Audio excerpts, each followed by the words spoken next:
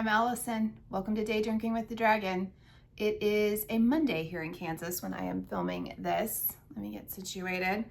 And because it's a Monday and I have to act, professional, I'm not going to be drinking alcohols today. But I did bring Flat Allison and she's ready to party like any day of the week. Give her Grey Goose, water, some limes. She's ready. So she is standing in for me today from a party perspective, and I am going to be your marketing guide. So, all right, I do have notes. So if you see me looking down and around, there's nobody else here. It's just my notes because it's Monday and I'm too old to memorize everything. Okay, what am I drinking? Quickly. This is a fun little sparkling water I've discovered. It makes me feel like it's a mojito, but it is lime and ginger, and the brand is Nixie. Follow them on the socials. They've got, I'm not a soda drinker, but they have some fun soda flavors that are like low sugar and I guess semi-healthy. But I guess if I'm gonna drink soda, like I'm just drinking soda. That's kind of my thing. If I'm going in, I'm going all in. I'm not half-assing anything. But anyway, I love their sparkling water. They have a blackberry raspberry flavor that reminds me of, I'm gonna so date myself right now. That reminds me of Bartles and James wine coolers back in the day, back in the 90s. So okay, all right. Welcome to Day Drinking with the Dragon. Let's dig into some marketing stuff. You guys will be seeing this later in the week, so I hope your Monday has started off beautifully. I hope your entire week is amazing. But we have a lot to cover. So I guess this kind of is like the first episode I've done in a really long time. So just to give you a little backstory, this was sort of my idea a few years ago during COVID, and then life happened and stopped. And so this is now the new version of Day Drinking with the Dragon. And I'm the Dragon. I own a marketing firm in the Midwest called One Dragon. Check it out if you haven't. And then essentially this is my, I guess, podcast, if you will. I'm only gonna have it on YouTube.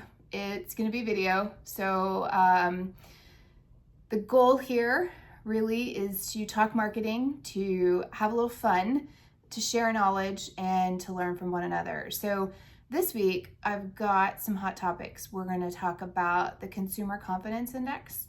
We're gonna talk about the Google Core Algorithm Update. They gifted us a lovely Core Algorithm Update in the month of March.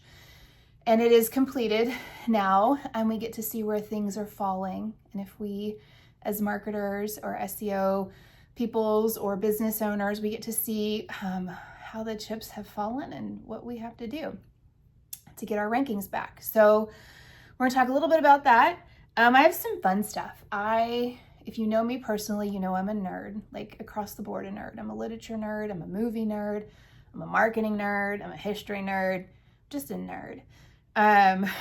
So each week I am going to give you a little insight on some brands that I have discovered or have been following and why I love them and what they're doing well and how I think maybe that can translate into your world if you're a business owner or your world if you're a marketer. So we'll talk a little bit about that. This is all top level. I want to keep it short and sweet. There's definitely going to be comments, so feel free to add those. Yeah, so let's do it. Oh, always a little bit of fun at the end, a little fun surprise. You never know what I'm going to pull out of my bag of tricks. So I do have a little something fun at the end of this, so stay tuned. Okay, so let's talk Consumer Confidence Index. I want to give you a short definition of what that is. If you're in marketing, if you're a business owner, sometimes you're wearing both hats, right? Like I'm a small business owner, and I'm also a marketer. I have clients, I market their business. I create strategies. We execute strategies in my agency. Like I'm wearing those hats all the time. I think it's important to keep a pulse on the Consumer Confidence Index, and I'm going to tell you why. I think, I'm going to define it first, but then I'm going to tell you why. I think this is something that you keep your eye on, no matter what your role is in the business world. It's kind of nice just to know as a person how others are thinking and translating what's going on around us.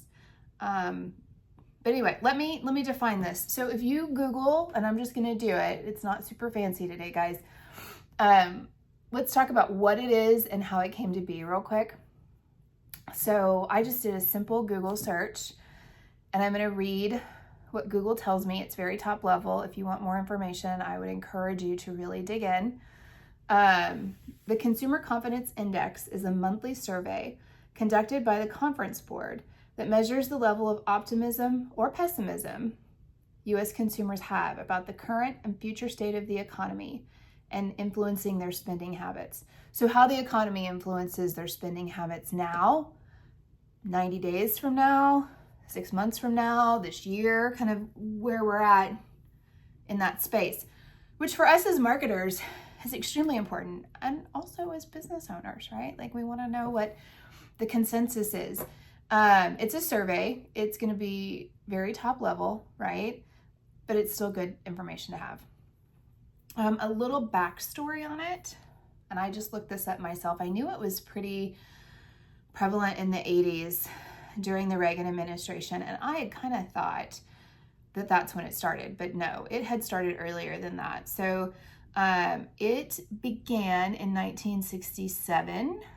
It is a nonprofit agency, and the purpose is to gauge overall confidence, financial health, and spending power of the average U.S. consumer.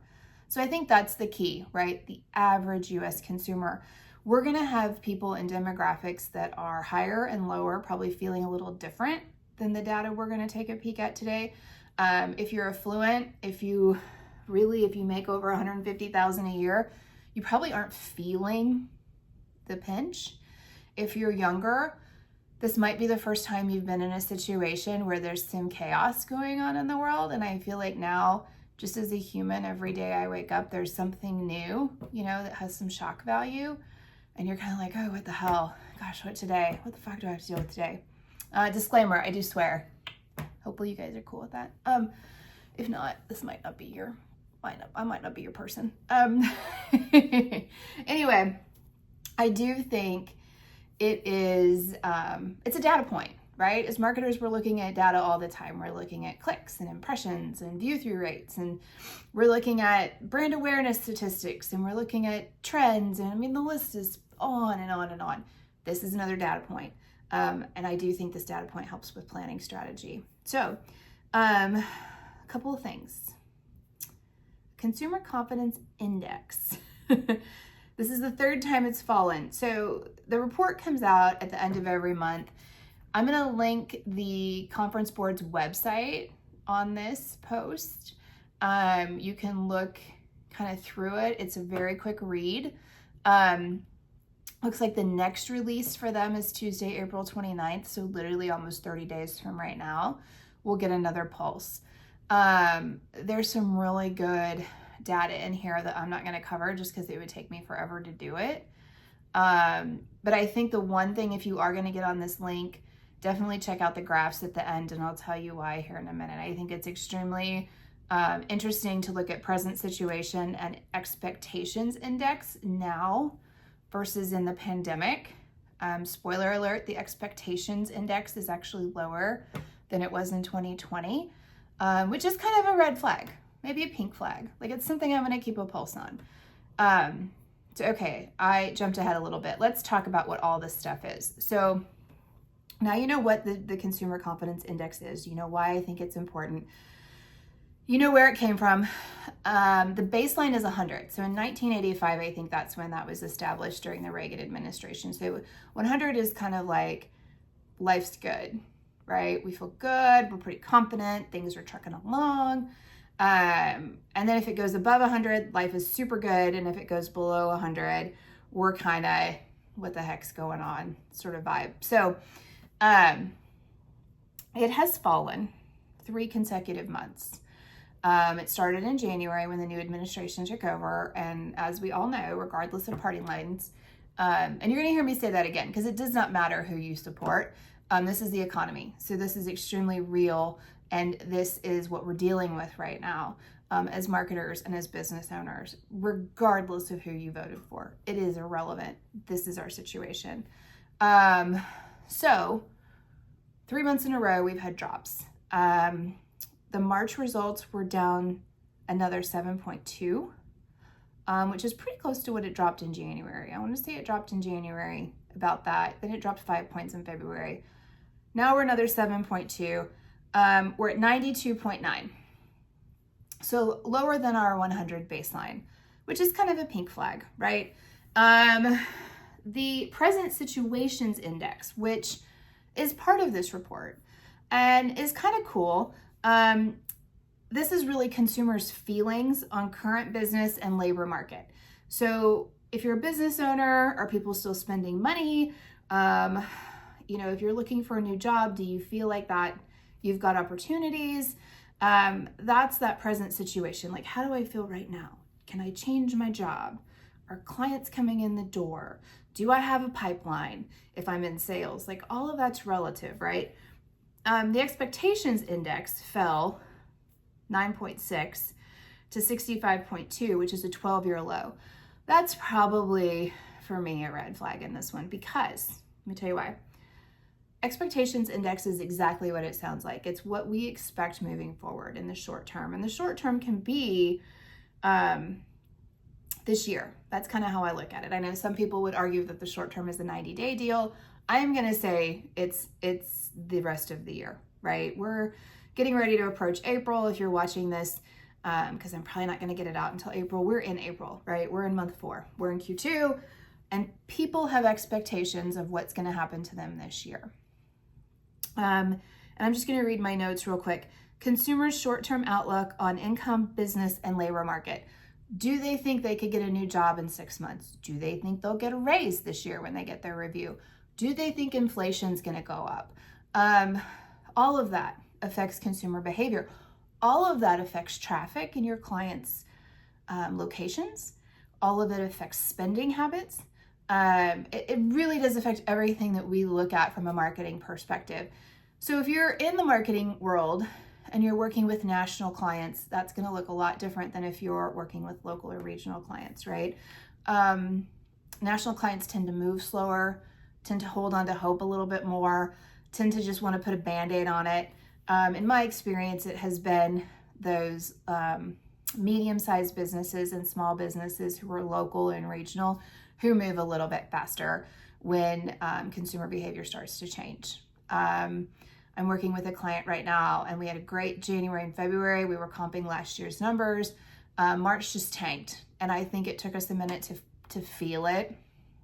I think that people took a step back. I do think they traveled because here in good old Johnson County, Kansas, people do leave for like 10 days during spring break. So that's a factor. But this is the thing that I keep an eye on, and I like to look at it. I like to keep a pulse on it. I don't create strategies based solely on this piece of data. I will use it in conversations with clients. And I will say, yeah, I think maybe we're feeling a little bit of this. How do we pivot? How do we change our game plan that we created like 2 months ago? What do we do to impact your business right now? And as a small business owner myself, I'm like, well, I have to look at those things too. So those are conversations that, one, as a marketing professional, I do think will set you apart from your competition. If you're in a marketing role within an organization and you start speaking to this kind of data in a very knowledgeable way, it could set you apart in that space too. Might set you up for a promotion if you use data like this to create strategies and implement them and they're successful. I'm just kind of thinking out of the box, but I'm not just spewing this to scare you or just to like fill room on my podcast. I think this is very important. I don't think marketers use it enough. I don't think small business owners pay attention to it enough. I don't think you put all your eggs in one basket with it, but it's a data point you got to keep track of. And kind of piggybacking on that a little, I do think it's important to talk about consumer behavior for a hot minute. And I think that they're influenced differently now, obviously, than they were in the 80s or even 2 years ago. I say the 80s because that's when the CCI was, that's our baseline, right? I definitely wasn't serious. A little joke, a little marketing joke. But I think the Media now. And when I talk about media, I'm not just talking about local news or national news or channels that play news all day. I'm talking about social, wherever people are absorbing their news. It's impactful. Joe Rogan, for whether you like him or not, still impacts things. There's some new fun podcasts that have come out that do impact behavior.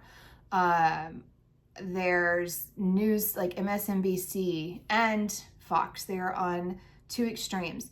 And depending on what show you watch, the world is going to burn tomorrow and you should do XYZ, or everything's fine, just relax, it's going to be okay. All of that out, and people are absorbing that, dictates how they act, dictates if they go on vacation, if they buy a new car, if they are going to buy a new house and trust that the interest rates are going to come down, or if they're going to visit your business, whatever that business is. Are we buying new furniture, new clothes? Are we eating out a lot more? Like, all of those things are relative. So I do think the media is super impactful. And I think when you have the fear factor in there, if we have a lot of people watching the world's going to explode tomorrow deal, when we're still human, regardless of anything else, fight or flight mode kicks in, people freeze, they don't spend money, they don't do normal things, some don't leave the house, some plan for the apocalypse, whatever that looks like. Fear affects consumers. So you have to really stop and think about who your consumer is. What are those demographics? What demographics have been driving your revenue? What demographics are impacted by what's going on with the expectations index and the consumer confidence index and all of that? There's a lot to it. But I think it's important to talk about, and I think it's important to think about. And maybe you look at it and you go, I don't really think that's impacting us. Great. Just be knowledgeable about it. Just do your research, keep it in your back pocket. Okay, I'll have a sip of my little bev, and then we're moving. We're moving on to my brand focus, which I'm super excited about. Okay, so eggs are still expensive. That's not what we were talking about. But I do pay a lot for eggs, and I have always paid a lot for eggs. I'm celiac, so I always pay a lot for groceries in general. But I discovered a brand of egg that I am slightly obsessed with. And the older you get, obviously, the more in tune to eating healthy most of us get, right? Like, what am I putting in my body? How's that going to affect me? I can't drink the bottle like Flat Allison can. My body gets pissed. But anyway, I digress. Vital Farms is my brand focus this week. And if you guys have not checked them out, if you don't know who they are, check out their website, check out their socials. They are flighting some commercials, which I think is kind of fun. I have YouTube TV and I'm seeing them on streaming as well. And it really is just about the love that they have for the chickens and how cool the chickens are. And the chicken is like their little goddess. And the last time I bought my little dozen of eggs, I always noticed this before, but I read them, but this time I kind of waited a while to read them. So in each little dozen of eggs, they have a newsletter, which I think is about the cutest thing I've ever seen. Like, whoever came up with this, if you by chance ever watch this, fucking brilliant. Fucking brilliant. Like, this is the best thing ever. When you're checking your eggs to make sure nothing is broken before you pay your price for them, you get the little vital times. And this is, oh my gosh, I don't have my glasses with me, so we'll see how this works. Volume 17, issue 1, the OG chick magnets is the headline.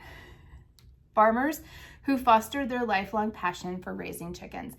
I freaking love this. On the back of it, there's a little cartoon, which is super cute. They have a little QR code for recipes that they have on their website, which I think is brilliant because it's driving website traffic.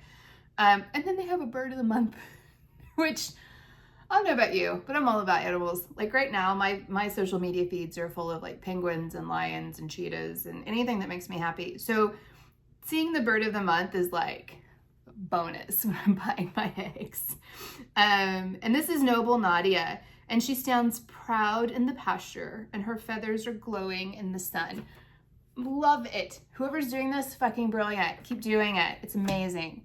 And it just kind of goes to the whole point of, man, just own your brand. Like, do unique things, be you, tell your story. People love it. I love it. Consumers love it. Like, there's nothing better than feeling like you're part of something. And if you're gonna spend, and I spend $10 for a dozen of eggs, and I don't even blink, I'm getting my little vital times, I'm getting brilliant packaging, I'm getting a quality product.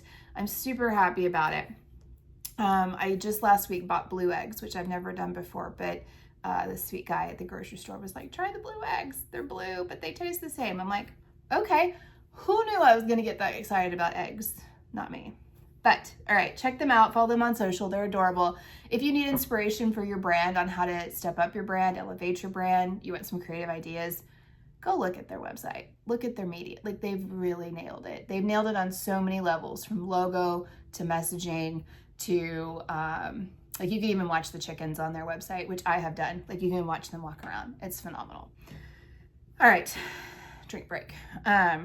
Cheers. Go watch Vital Farms. Go check them out. And all right, we're back to important. Like, not that wasn't important, but back to boring stuff. Google Notes. March core rhythm algorithm update. Couple of notes. I'm also going to link the article I just read this morning into this podcast notes. If you guys haven't checked out SEO Roundtable, and if you don't read what Barry Schwartz writes, I would strongly encourage it. Business owners and marketers. He's just very knowledgeable, very easy to read, very easy to understand, breaks things down. He did a great article on the core algorithm update. Like I said, I got it in my inbox this morning. I think they have a newsletter. I'd encourage you looking at that too. It took so the Google algorithm update, 14 days to roll out, expecting more updates this year than we've had before. So giddy up. It's gonna be a fun ride. This update was global. It affected all languages. It affected all sites. It was across the board. It seems to have really affected some and not affected others. So if you got hit big, or you didn't get hit at all. There was no gray area in this one, according to Barry. And he did say Google snippets, discover, those were some spaces that were hit pretty hard. So if you were showing up in snippets and it was linking back to your content, you may have lost that. So check it out. And that's all I'm gonna say about that, because these algorithm updates back in the day used to stress me out, and now I'm like, whatever, we're just rolling with it. Whatever you want, Google, we'll do. We're in marketing. Cheers, right? Okay, something fun. Also, I'll probably start singing to you guys as we get to know each other more intimately. Okay, I should probably close my laptop because I don't have anything else there. Something fun. I love Broadway. I love Broadway musicals. I love plays. I love being on Broadway. I love being in the West End in London. I love seeing shows that come through Kansas City because it's a completely different experience. I love the theater. I love it. I also love history. And so right when the pandemic started in 2020, the Broadway show 6 was supposed to be coming over to, actually it started in the West End. So it started in the West End and it was popular, and they were bringing it over to New York City, and then it did not get to open until post-pandemic. So one of my first trips after lockdown was to New York City. I do love New York. It is kind of my vibe. I love going there and getting lost in the chaos. But anyway, so the premise of this Broadway show is it's the 6 wives of Henry VIII, and they're sharing their stories. And it's an all-female band. It's an all-female cast. It's a 90-minute show. It's fun. It's upbeat. It's like a little rock concert. It's probably it is my top 5. Like, in my top 5, it's there. And so they have partnered with AMC to actually shoot kind of like a movie, like Hamilton did. And they're going to release it in the AMC theaters. And the marketing for that has started to come out, and it is amazing. I will somehow add the photos in here. Maybe like right now when I'm talking, you might see those. But their popcorn bags are all purple, right? Because that's part of their color scheme. And it has the 6 wives, the queens, And then it says, like it uses the popcorn language around like being salty and the queen of pop. Like they just do a really good job of grabbing your attention. So right now you're ordering popcorn bags if you're going to AMC and you're getting this, and it's sort of leading up to this release. And I haven't been to the movie theater in forever. I actually saw a picture of this the other day and thought, holy shit, that's probably the next time I'll go to AMC is to see this, because it's going to be amazing. The original cast is from the West End, will be in the show. I don't have a release date, but I'll see if I can find it. So that's my something fun, my little nerdy moment. Thank you for sharing that with me. One more thing, this is a shameless plug. I'm going to do it very quickly because I'm trying to keep these suckers under 30 minutes. I'd ideally like to be under 20, but we'll see. We'll get there. Shameless plug. One Dragon Academy is launching in the next, should be at the end of April. It's our goal. What is that? That is, my agency is One Dragon. I am the One Dragon. And a couple of years ago, I had this brilliant idea to create a self-education platform for business professionals and for marketing professionals. The business professional platform will launch first, and the marketing professional will launch this summer. It really is me, because I'm a business owner, working with small, medium, large businesses on their marketing. So you're learning from me. And I'm so excited. And we're sharing all of our tools that we use in the agency. So all of our audits, all of our checklists, all of the things that we use to plan content, like all of that's going to be out there. You'll be able to have like a monthly subscription. I think there's an annual subscription. There's a lifetime subscription. So if you want to commit 100%, that's the best way to go. You can actually just watch each individual module and pay that flat rate as well. We have a planner launching later this year, which I'm so excited about. But anyway, I had to share it. I'm sharing it here first. It is launching at the end of April. Tell your people, and I will next week share a little bit more about the content, because I'm actually filming that now and editing it now. So, all right, that is it. I hope your week has been amazing. I hope your weekend is even more beautiful. Cheers. Cheers to marketing. Cheers to small business owners. Cheers to life. Go try a Nixie.